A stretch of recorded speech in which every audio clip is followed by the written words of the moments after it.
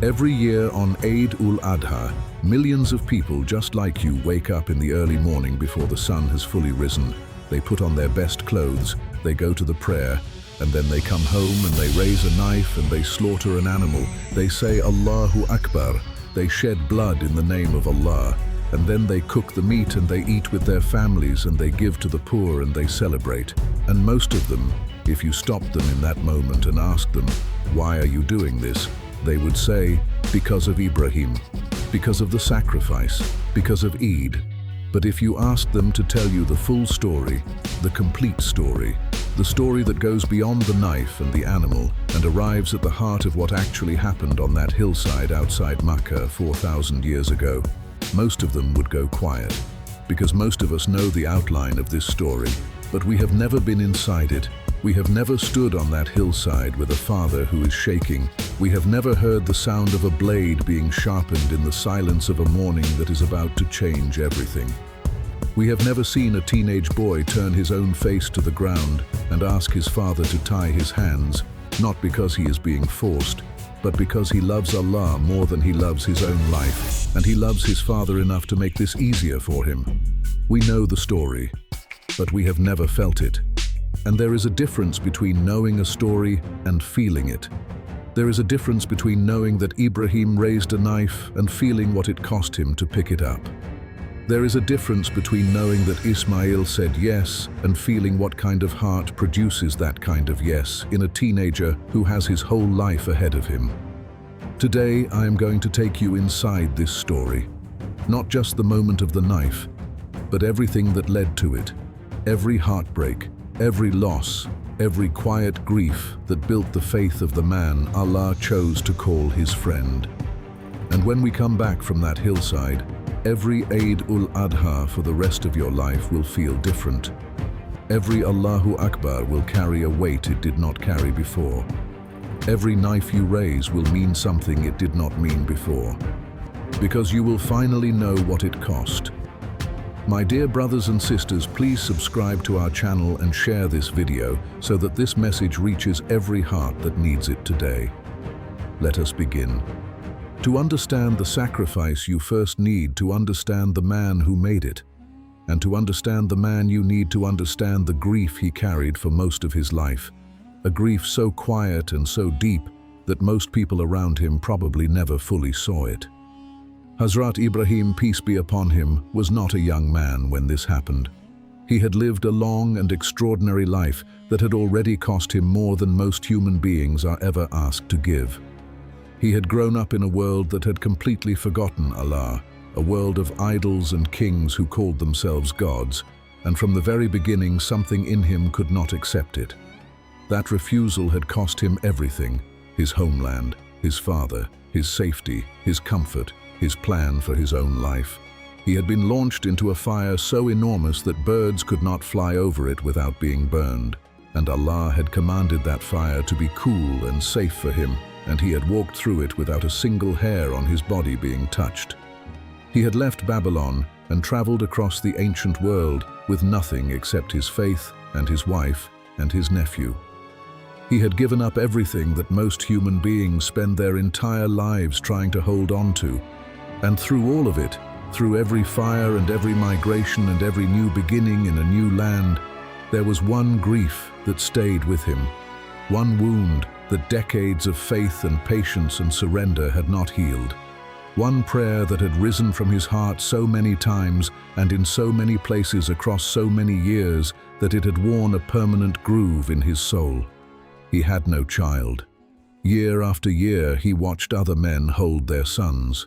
Year after year, he listened to the laughter of other people's children in the streets and in the fields. Year after year, he grew older in a world that was continuing and multiplying and carrying forward, and he had no one to carry anything forward for him. He was a prophet of Allah who had spent his life calling people back to their Creator, and he had no one to call after him, no one to hold his hand when he was old, no one to bury him when he died, no one to remember his name when he was gone. He made a dua that is recorded in the Quran with such devastating simplicity that it stops you completely when you read it. After everything he had survived, after the fire and the exile and the decades of loneliness and rejection. This was his prayer. This was what was left in his heart after all of that. He said, "My Lord, grant me from among the righteous." Just one righteous child. He did not ask for wealth or power or armies or empires. He asked for one child, one son to carry his message and his faith and his love of Allah into the future after he was gone, and Allah answered him. Through his wife Hazrat Hajar A.S., he was given a son, a boy named Ismail, a child born to an old man in the desert, the answer to the prayer of a lifetime. And when Hazrat Ibrahim, peace be upon him, held that baby for the first time, when he looked into that tiny face that carried the answer to decades of heartbroken dua, something in him that had been quietly broken for a very long time was finally whole. He had his son, and he loved him the way only a man who has waited that long for something can love it, with every single piece of himself, with a completeness that left no part of his heart untouched. And then Allah asked for him back. I need you to sit with that sentence for a moment before we move forward, because this is the center of everything. This is the thing that makes the story of Ibrahim A.S. unlike any other story in human history. Allah did not ask Ibrahim for his wealth. He did not ask him for his comfort or his safety or his status. He did not ask him for something he had plenty of. He did not ask him for something he could spare.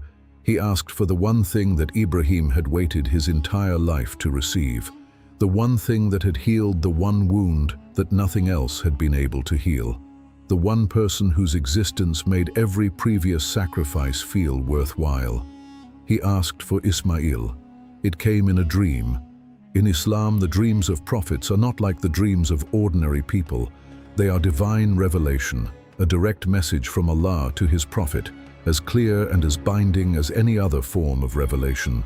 Hazrat Ibrahim A.S. went to sleep one night during the first 10 days of Dhul Hijjah, and in that dream he saw himself sacrificing his son Ismail. He woke up, and the world looked completely different from how it had looked when he closed his eyes. He lay in the silence of that night, and he understood exactly what that dream meant. He was a prophet. He knew the difference between an ordinary dream and a divine command. And this was a divine command, clear, unambiguous, unmistakable. Allah was commanding him to sacrifice the son he had waited his entire life for. The scholars tell us that this dream came to Hazrat Ibrahim A.S. 3 nights in a row. On the 8th night of Dhul Hijjah, he first saw it, and the anguish of comprehending what Allah was asking began. On the 9th night it came again, and the certainty began to settle into his bones. And on the 10th night it came for the final time, and he knew with complete and absolute certainty what he had to do. 3 nights, 3 times the same dream, 3 times the same command. 3 times a father woke up in the darkness and lay there with the full weight of what Allah was asking pressing down on his chest like a stone. 3 times he could have told himself, maybe I misunderstood. Maybe it means something else. Maybe there is a different interpretation. Maybe I am wrong. He did not look for excuses. He did not run from the command. He looked for his son. And what he did next is the thing that completely breaks you open when you truly stop and understand it. He did not simply take his son to the hillside without telling him. He did not surprise him. He did not sneak up behind him. He did not trick him. He did not do what would have been humanly understandable, which is to spare his son the knowledge of what was coming for as long as possible. He went to Ismail. He sat with him. He looked at the face of his son, the face that was the answer to the prayer of a lifetime, and he told him everything. He said, "O my son, indeed I have seen in a dream that I sacrifice you. So look, what do you think?"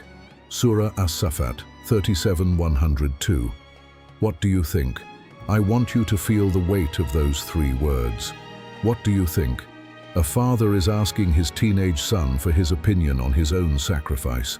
A father who has the divine command and the authority and every reason in the world to simply act without asking, is choosing to go to his child first, is choosing to give his son the dignity of knowing, is choosing to sit with him in the full terrible truth of what Allah has asked, and look at his face and say, "You have a right to know this, and I want to know what you think." There is more love in that question than most people experience in an entire lifetime. There is a tenderness in it that is almost unbearable, because Ibrahim A.S. did not just love his son the way fathers love their sons. He loved him with a love that had been purified by decades of waiting and heartbreak and prayer, a love so complete and so deep that even in the moment Allah was asking him to end it, he could not bring himself to act without first honoring it. What do you think? And the answer that this teenage boy gave, this young man standing in the desert of Makkah with his father's eyes on his face and the full knowledge of what was being asked, is one of the most magnificent things any human being has ever said in all of human history. He said, "O my father, do what you are commanded. You will find me, if Allah wills, among the patient." Surah As-Saffat 37:102. Do what you are commanded. Do what you are commanded. Not, are you absolutely sure this was from Allah and not from Shaitan? Not, let us find a scholar and verify this. Not, please Father, I am not ready. Not, please Father, I am scared. Not, please Father, just give me a little more time. Do what you are commanded. You will find me patient. A teenager saying yes to his own death, with complete calm, with complete trust in Allah, with a maturity and a depth of faith that most grown men will never reach in their entire lives. Where does a boy get that kind of answer from? Where does a teenager find the strength to look at the face of the father he loves and say, "Go ahead, I trust Allah more than I love my own life"?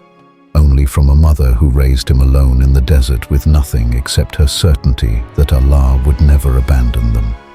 Only from a father who had spent his entire life showing him, through the fire of Nimrod and the migration and the desert and every sacrifice before this one, exactly what it looks like to say yes to Allah no matter what it costs. Ismail A.S. did not arrive at that answer by accident. He was raised into it by two extraordinary people who loved Allah first and everything else second. They prepared to leave, and Shaitan, who had been watching all of this with growing desperation, knew that if this sacrifice was completed, it would represent the most absolute and complete act of submission to Allah in human history, and his power over believing hearts would be dealt a blow from which he could never recover. So he came. He came to Hazrat Hajar A.S. first, the mother of Ismail, in the form of an old man, and tried to convince her to stop her husband, to tell her that this was not from Allah, to appeal to her love for her son, to use her own mother's heart against the command of Allah. This woman, who had once been left completely alone in the empty Arabian desert with a dying infant and a handful of dates and a little water with nothing between her and death except her certainty in Allah. This woman picked up 7 stones from the ground and threw them at Shaitan and drove him away without a moment of hesitation. That throwing of stones is now the Jamarat, one of the rituals of Hajj. More than 2 million pilgrims every single year throw stones at those same pillars, reenacting the defiance of a mother who chose Allah over her own fear in one of the most difficult moments of her life. Shaitan went to Hazrat Ibrahim A.S. and tried to convince him the dream was from Shaitan and not from Allah. Ibrahim A.S. threw 7 stones and drove him away. Shaitan went to Ismail A.S., the teenage boy walking toward his own sacrifice, and tried to convince him to run, to refuse, to save himself, to appeal to his instinct for self-preservation, to tell him that no God who truly loves his servants would ask for this. And Ismail A.S., this boy who had already said, "Do what you are commanded," picked up 7 stones and drove Shaitan away. Shaitan could not stop them. He never can stop a heart that has truly decided. Father and son walked together toward the hillside. I want you to stay with that walk for a moment, not rush past it toward the knife and the ram. Stay in the walk.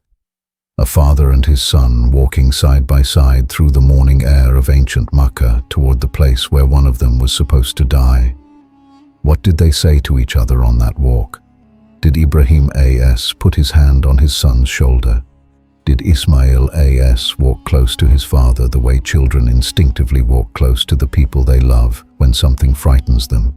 Did they talk? Did they walk in silence?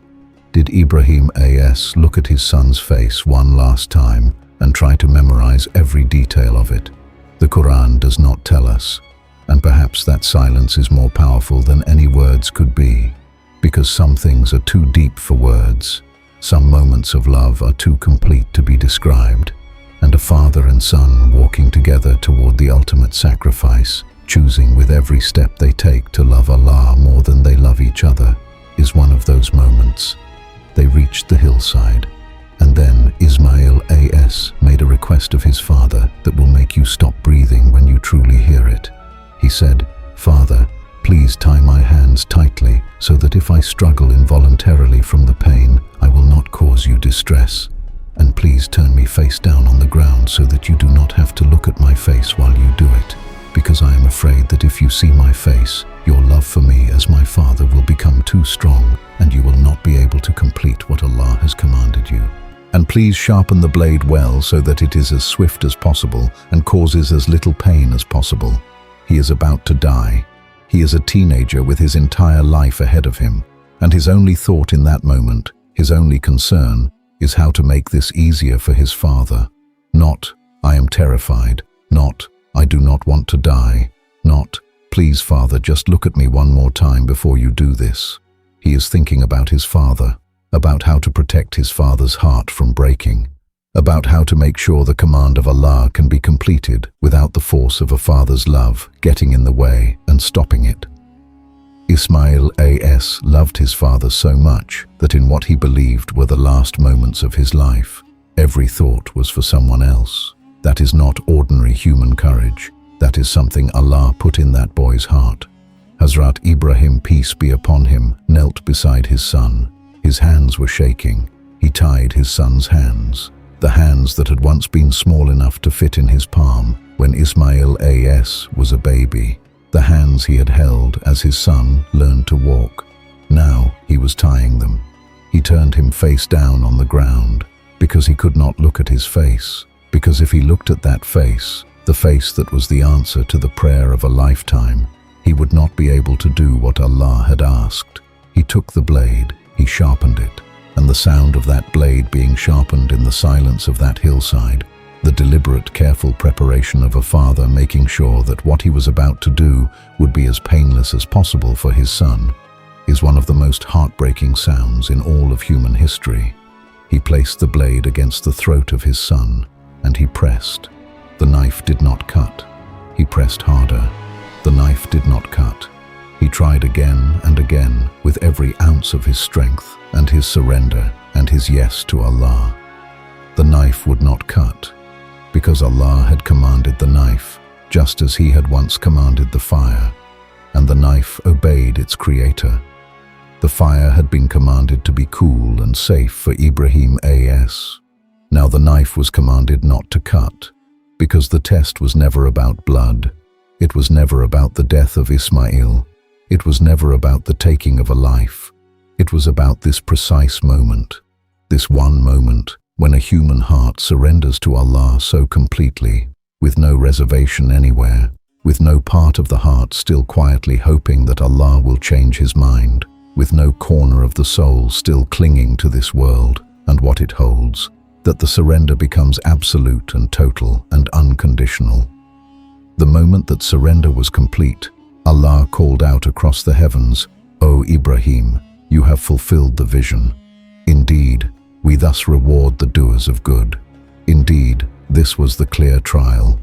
Surah As-Saffat 37, 104-106. You have fulfilled it. You passed. The test is finished. And then, from the heavens above that hillside, a ram appeared, sent by Allah, a magnificent animal in the place of Ismail, and it was sacrificed. Father and son stood together on that hillside outside Makkah under the open sky of ancient Arabia, both alive, both weeping. The tears that Ibrahim had been holding back through the walk, and the tying of the hands, and the sharpening of the blade, and the pressing of the knife, those tears finally came. The mercy of Allah had arrived at the exact moment it was needed. Not a second early, not a second late. Right there, right then, at the exact moment when the yes of a human heart was complete. And now, right now, I want you to think about something. Every year on Eid al-Adha, millions of people just like you wake up before sunrise and put on their best clothes and go to the prayer and come home and raise a knife and say Allahu Akbar and slaughter an animal. Most of them are doing it because their parents did it, because it is tradition, because it is what you do on Eid. But Allah said, their meat will not reach Allah, nor will their blood, but what reaches Him is piety from you. This is the whole story behind Eid al-Adha and sacrifice, a story filled with patience and love for Allah, the King of Kings and the Lord of the Lords.